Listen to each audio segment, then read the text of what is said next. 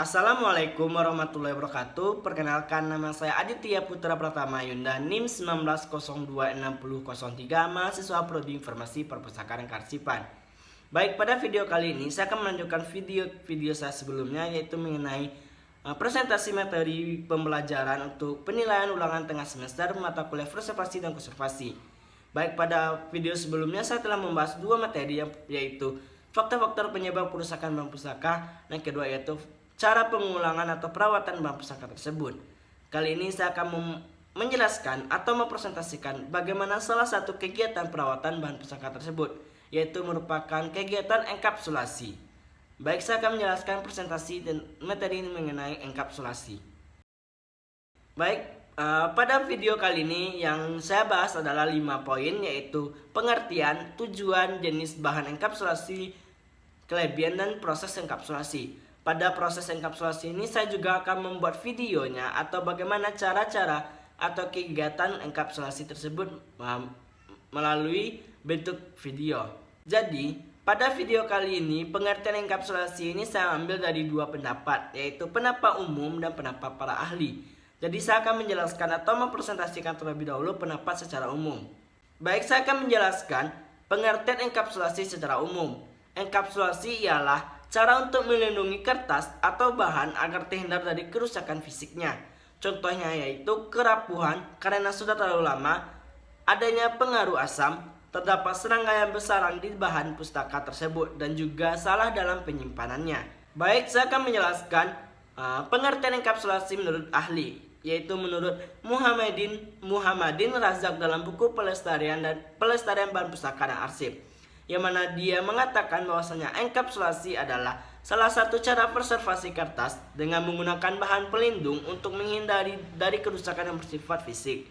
Misalnya rapuh karena umur, rusak karena pengaruh asam, polusi udara, berlubang karena dimakan serangga, kesalahan penyimpanan, atau salah dalam pemakaian seperti pengulungan atau melipat, atau rusak karena selalu sering mengalami kerusakan kecil yang pada bagian pinggirnya lebih baik di enkapsulasi, karena untuk menambal kerusakan itu akan menghabiskan waktu yang terlalu lama. Kita ketahui, selain melakukan kegiatan enkapsulasi ini untuk merawat bahan pustaka baik fisik maupun informasi yang terdapat di dalamnya, apa sih tujuan dari enkapsulasi ini dilakukan bagi bahan pustaka maupun perpustakaan? Tujuan secara umum melakukan kegiatan enkapsulasi yaitu upaya melestarikan khazanah budaya bangsa dan ilmu pengetahuan dengan teknik memperkuat bahan pustaka yang sudah rapuh dengan cara memperkuat fisik bahan pustaka. Maka bahan pustaka tidak rapuh saat dipegang atau dimanfaatkan informasi yang terkandung di dalamnya. Baik, bahan pustaka yang bisa dilakukan untuk kegiatan enkapsulasi yang pertama yaitu koran langka, kedua naskah kuno, ketiga poster dan peta. Kenapa koran langka? Dikarenakan koran langka ini merupakan atau salah satu bahan pustaka yang mungkin sudah jarang ditemukan informasi di dalamnya. Naskah kuno ini yaitu naskah-naskah yang terdapat pada zaman-zaman dahulu. Poster maupun peta ini merupakan salah satu penyampaian informasi juga, dan merupakan salah satu bahan pustaka yang mana bisa digunakan secara berlanjut atau digunakan secara waktu yang panjang. Maka harus melakukan proses enkapsulasi untuk merawatnya. Dalam melakukan suatu kegiatan pasti adanya kelebihan. Kelebihan dari kegiatan enkapsulasi ini yaitu bahan pustaka tidak menempel seperti halnya laminasi. Yang mana kita ketahui, laminasi apabila kita ingin membukanya akan merusak bahan pustaka tersebut. Dikarenakan teknik laminasi itu menggunakan uap atau panas dari setrika atau mesin yang digunakan. Sedangkan enkapsulasi tidak. Sehingga kalau bahan pustaka diperlukan, bahan pustaka bisa diambil dengan utuh dengan cara menggunting bagian tepi plastik pelindungnya. Jadi kelebihan enkapsulasi ini yaitu bahan pustaka tersebut bisa kita ambil atau bisa kita keluarkan dari plastik pelindungnya.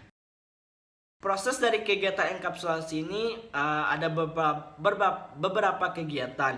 Sebelum itu saya akan menjelaskan apa saja alat dan bahan yang digunakan untuk proses enkapsulasi dan bagaimana proses dari enkapsulasi tersebut. Alat dan bahan yang digunakan untuk proses enkapsulasi yaitu bahan pustaka. Pada kali ini saya akan mengambil artikel yang terdapat pada koran. Kedua yaitu kain, ketiga gunting atau cutter, keempat pengaris, kelima pemberat, ke-6 double tip, dan 2 plastik mika. Langkah-langkah atau proses dalam enkapsulasi yang pertama yaitu bersihkan bahan pustaka dan 2 plastik mika. Kedua yaitu letakkan 1 plastik mika untuk bagian bawah. Selanjutnya yaitu tempatkan bahan pustaka di atas plastik mika. Jangan lupa meletakkan pemberat agar arsip atau bahan pustaka tersebut diam dan tidak bergerak. Kedua yaitu berilah pelekat double tip di bagian pinggir bahan pustaka tersebut.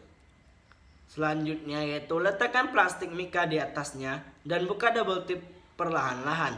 Dan jangan lupa pula meletakkan pemberat agar bahan pustaka tersebut tetap diam dan tidak bergerak. Selanjutnya yaitu rapikan dan ratakan bahan pustaka tersebut dengan menggunakan pengaris. Dan kegiatan terakhir yaitu rapikan atau potong plastik mika sesuai dengan bentuk bahan pustaka tersebut. Boleh menggunakan mesin maupun manual seperti cutter atau gunting.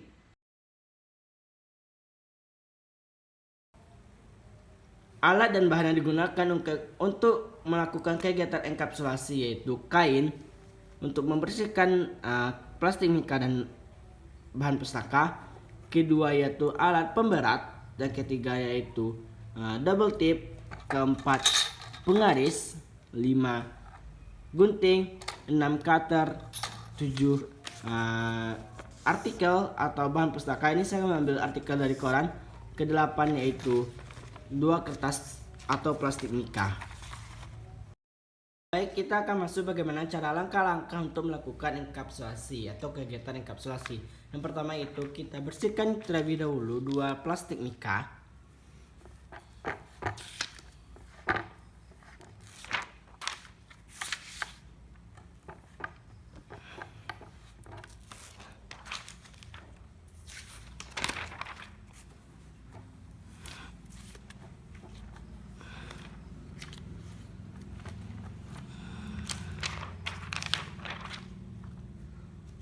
Serta membersihkan arsipnya juga. Baik, langkah selanjutnya yaitu kita letakkan 1 plastik mika di bawah untuk bawahannya dan letakkan arsipnya juga atau bahan pustaka di atas plastik mika tersebut. Selanjutnya jangan lupa kita taruh juga alat pemberat untuk mendiamkan arsip tersebut supaya arsip tersebut tidak bergerak kemana-mana. Langkah selanjutnya yaitu kita memasangkan double tip untuk di tiap-tiap sisi dari bahan pustaka tersebut. Pemasangan double tip ini dipasangkan jangan terlalu dekat kepada bahan pustaka tersebut. Diberi beberapa jarak untuk pemasangan double tip tersebut di tiap sisi-sisi dari bahan pustaka tersebut.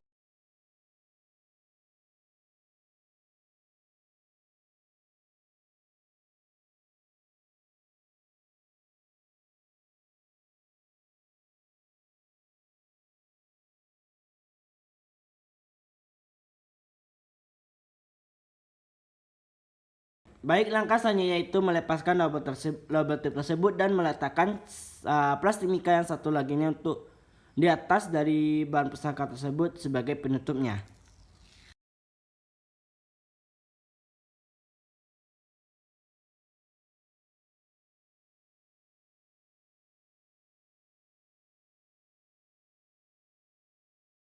Langkah selanjutnya yaitu kita merapikan kertas mika tersebut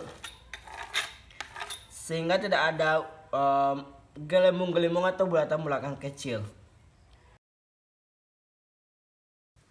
Langkah selanjutnya yaitu kita rapikan tepian atau setiap sisi dari plastik mika tersebut sehingga akan membentuk dari arsip tersebut atau bahan pustaka tersebut. Di sini saya menggunakan cutter, boleh menggunakan gunting maupun alat atau mesin.